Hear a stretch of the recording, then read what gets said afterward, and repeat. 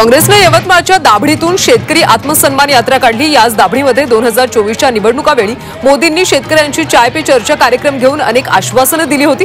मात्र आता सरकारला त्याचा विसर पडला असा आरोप काँग्रेस प्रदेशाध्यक्ष हर्षवर्धन सपकाळ यांनी केला।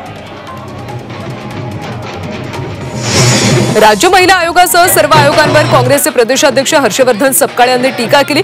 केवळ चर्चा आणि गोंधळ सुरू असल्याचा आरोप सपकाळ यांनी केला। कृषी मूल्य आयोग असो, मानवाधिकार आयोग असो, तोही कार्यरत दिसत नाही असं ते म्हणाले। कोल्हापुरात आगामी स्थानिक स्वराज्य संस्थांच्या निवडणुकीच्या पार्श्वभूमीवर पदाधिकाऱ्यांची बैठक झाली। यावेळी आगामी सर्व निवडणुकांमध्ये भगवाच फडकणार असल्याचं शिवसेना उद्धव ठाकरे पक्षाचे नेते सुनील प्रभू यांनी म्हटलं। अन्न आणि औषध प्रशासन मंत्री नरहरी झिरवाळ हे नांदेडच्या दौऱ्यावर होते। यावेळी मंत्री झिरवाळांच्या स्वागतासाठी कार्यकर्ते शहराध्यक्षांच्या कार्यालयात थांबले होते। मात्र झिरवाळांनी या ठिकाणी न थांबता ते थेट निघून गेले।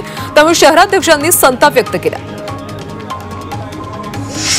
मुंबई पुण्यामध्ये सीएनजीच्या दरामध्ये वाढ झाली। सीएनजी प्रति किलो 50 पैशांनी महागलाय। सीएनजीचा दर आता प्रति किलो 80 रुपयांवर गेला। महानगर गॅस निगमकडून ही दरवाढ करण्यात आली। 2 महिन्यात दुसऱ्यांदा दरवाढ झाली आहे। एसटी कर्मचाऱ्यांचा थकीत महागाई भत्ता लवकरच दिला जाणार असल्याची माहिती सूत्रांकडून मिळते। तर कर्मचाऱ्यांच्या मेडिकल पॉलिसीत सुद्धा बदल होण्याची शक्यता आहे। महागाई भत्ता 46 वरून 53% होण्याची शक्यता आहे। दक्षिण मुंबईतल्या 10 ठिकाणी नवीन निविदा निघेपर्यंत पार्किंग सुविधा मोफत देण्याचा निर्णय पालिका प्रशासनाने घेतलाय। कुलाबा, फोर्ट, नरिमन पॉइंटमध्ये मोफत पार्किंग सेवा देण्यात येते। या निर्णयामुळे स्थानिकांना दिलासा मिळाला। रायगड किल्ल्यावर शिवराज्याभिषेक सोहळा साजरा करण्यात येणार आहे। या सोहळ्यासाठी 2000 पोलिसांचा बंदोबस्त तैनात करण्यात येणार आहे। यावेळी शिवप्रेमींची विक्रमी गर्दी होण्याची शक्यता असल्याने प्रशासनाकडून तयारी केली जाते। मुंबईतल्या समुद्रात बुडणाऱ्या लोकांना वाचवण्यासाठी तुर्की कंपनीच्या रोबोटिक वॉटर रेस्क्यू मशीन महापालिकेचे अग्निशमन दल तैनात करणार होते।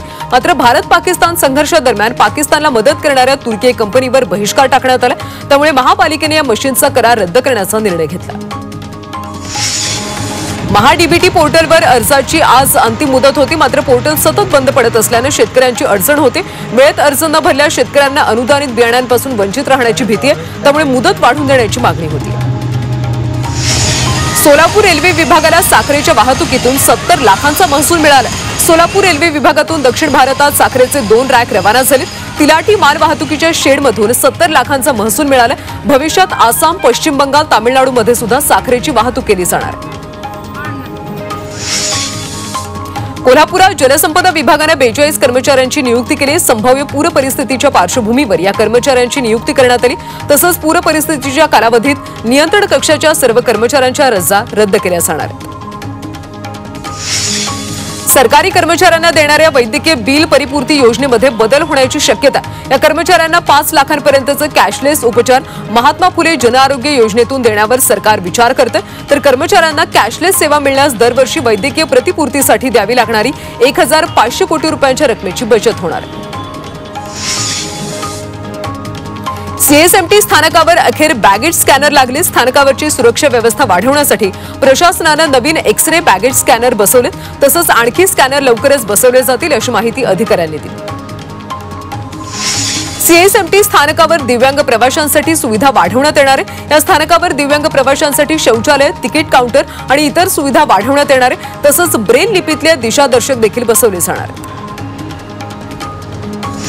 महापालिकेच्या 900 बालवाडीमध्ये विद्यार्थ्यांची संख्या तर दुपटीने वाढली आहे। तरी सुद्धा बालवाडी शिक्षक आणि मदतनीस संख्या 10 वर्षांपूर्वीच्या निकषानुसारच असल्याचं समोर आले। त्यामुळे एका वर्गात अधिक विद्यार्थी संख्या असल्याने त्यांना दर्जेदार शिक्षण कसं मिळणार असा प्रश्न आता उपस्थित होतो। 11वी प्रवेशासाठी मुदतवाढ देण्याचा निर्णय घेण्यात आला। 11वी प्रवेशासाठी आता 5 जून पर्यंत मुदतवाढ देण्यात आली। शिक्षण विभागाचे संचालक श्रीराम पानझडे यांनी हे जाहीर केले। विविध तांत्रिक तक्रारींमुळे हा निर्णय घेण्यात आला। विद्यार्थ्यांना शाळेत पहिलीपासूनच सैनिकी प्रशिक्षण मिळणार आहे। विद्यार्थ्यांमध्ये देशभक्ती, राष्ट्रनिष्ठा, शिस्त आणि संघटितपणाची भावना रुजवण्यासाठी शालेय शिक्षण विभागाने हा निर्णय घेतला। याबाबतची घोषणा शालेय शिक्षण मंत्री दादा भुसे यांनी सोमवारी केली। आजपासून गांदरबलमध्ये खीर भवानी मेळा सुरू झालाय। पहलगाममध्ये झालेल्या दहशतवादी हल्ल्यानंतर हा काश्मीरमधला पहिला मोठा कार्यक्रम साजरा केला जातो। दरम्यान या कार्यक्रमासाठी मोठ्या संख्येने नागरिकांनी उपस्थिती लावली। पंजाबच्या तरन तारणमधल्या गगनदीप सिंग नावाच्या व्यक्तीला अटक केली आहे. त्याला पाकिस्तानच्या ISI साठी हेरगिरी करत असल्याच्या आरोपाखाली अटक करण्यात आली. त्यानं ऑपरेशन सिंदूर या लष्करी कारवाईची माहिती ISIला दिली असल्याचा आरोप आहे. जागतिक सायकल दिनानिमित्त वाशिम ते सेवाग्राम दरम्यान अवघ्या 24 तासात 425 किलोमीटरचा सायकल प्रवास पूर्ण केलाय. शारीरिक क्षमतेचा उत्तम नमुना आणि देशभक्तीचं अनोखं प्रदर्शन यावेळी पाहायला मिळालं. नांदेडमधल्या किनवट तालुक्याबाबत प्राध्यापक संतोष पवार यांनी पुस्तक लिहिलं. आमदार भीमराव केराम यांच्या हस्ते या पुस्तकाचं प्रकाशन करण्यात आलं. आदिवासींची संस्कृती, धार्मिक, शैक्षणिक स्थितीबाबत या पुस्तकात माहिती संकलित करण्यात आली. नाशिकच्या त्र्यंबकेश्वर मधून संत निवृत्तीनाथ महाराजांच्या पालखी दिंडीचा रथसोहळा 10 जून रोजी प्रस्थान होणार. या पालखीचा पहिला मुक्काम गुरु गहिनीनाथांच्या सानिध्यात महानिर्वाणी पंचायती आखाड्यात होणार आहे. तर सिन्नरपर्यंत विविध ठिकाणी मुक्काम करत पालखी 16 जून रोजी अहिल्यानगरमध्ये प्रवेश करणार आहे. मावळमध्ये उपजिल्हाधिकाऱ्यांच्या अध्यक्षतेखाली पूर्वनियोजन आढावा बैठकीचं आयोजन करण्यात आलं होतं. आषाढी वारीतल्या वारकऱ्यांच्या सोयी सुविधा आणि सुरक्षिततेच्या पार्श्वभूमीवर या बैठकीचं आयोजन केलं. या बैठकीमध्ये पालखी मार्गावरचे खड्डे बुजवावेत, अनावश्यक गतिरोधक काढावेत या संदर्भात प्रश्न उपस्थित करण्यात आले. रांजणगावमध्ये मुसळधार पावसाचा कांदा पिकाला फटका बसलाय. पावसामुळे कांदा पिकाचं मोठ्या प्रमाणात नुकसान झालंय. त्यामुळे तातडीनं पिकांचे पंचनामे करून नुकसान भरपाई द्यावी अशी मागणी शेतकऱ्यांनी केली.